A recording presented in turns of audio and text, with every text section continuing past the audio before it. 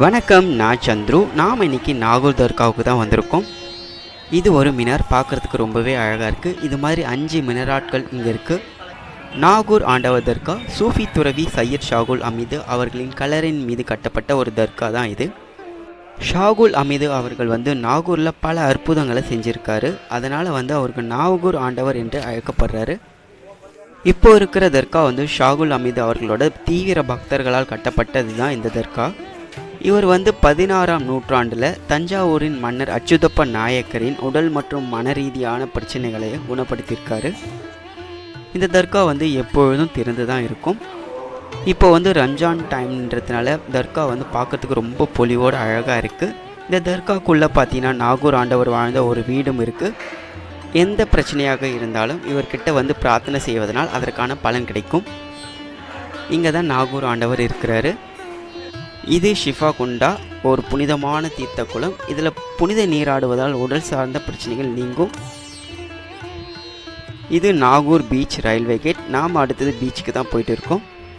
Nagore தர்காவிலேருந்து 1.5 kilometre தூரத்தில் தான் beach இருக்குது. இப்போ ரயில்வே கேட் போடுறாங்க. இங்கேருந்து காரைக்கால் நாகப்பட்டினத்துக்கு ட்ரெயின் இருக்குது. இங்கே ஒரு தர்காவும் நம்மளால் பார்க்க முடியுது. இது சில்லடி தர்கா. இது மாதிரியான தர்காக்கள் ஏராளமாக நாம் பீச்சுக்கு போகிற வழியில் பார்க்கலாம். இது ஆட்டோ ஸ்டாண்ட். இங்கே ரெஸ்ட் ரூம்ஸும் இருக்குது. இங்கே குதிரையெல்லாம் மேயத்தை பார்க்கறதுக்கு ரொம்ப அழகாக இருக்குது. இங்கே குதிரை சவாரியும் இருக்குது. நாகூருக்கு வரவங்க பெரும்பாலானோர் இந்த பீச்சுக்கு கண்டிப்பாக வருவாங்க. இந்த இடமே பார்க்குறதுக்கு ரொம்ப அழகாக இருக்குது. 2 சைடிலும் பார்த்தீங்கன்னா பெரிய பெரிய மரங்கள்லாம் இருக்குது. இந்த மேகங்கள்லாம் அப்படியே சூரிய வெளிச்சத்தில் நம்மளை நோக்கி வர மாதிரி பொன்னிறமாக மினுத்துட்டு இருக்குது.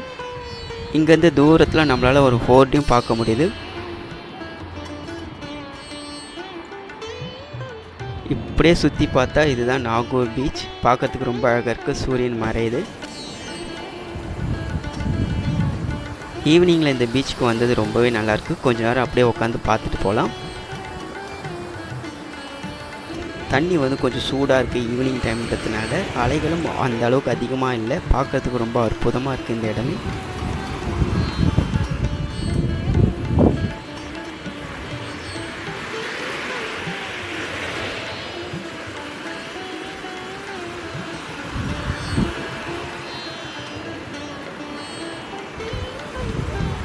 இங்கே ஒரு பெரிய லைட்டு கம்பம் இருக்குது. நைட் டைம்லேயும் இங்கே பீச்சுக்கு நிறைய பேர் வருவாங்க. அதனால் இருக்குது.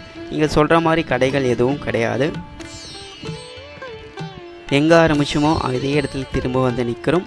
ஓகேங்க, மீண்டும் அடுத்த வீடியோவில் சந்திக்கலாம். Until bye from Chandru.